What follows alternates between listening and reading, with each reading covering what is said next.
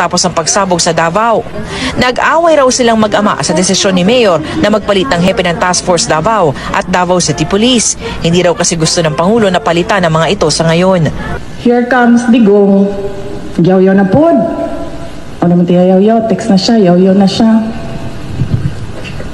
And then I answered him.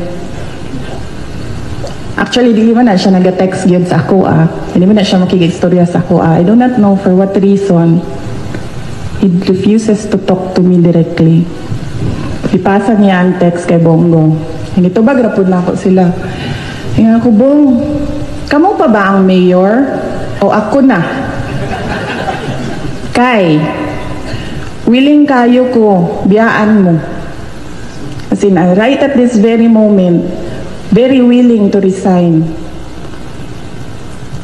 I think it was 6 a.m. na siguro Saturday morning.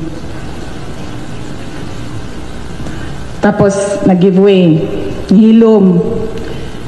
Yan, ikanta na dayon siya. How can I live without you? Hirap po. Magulang.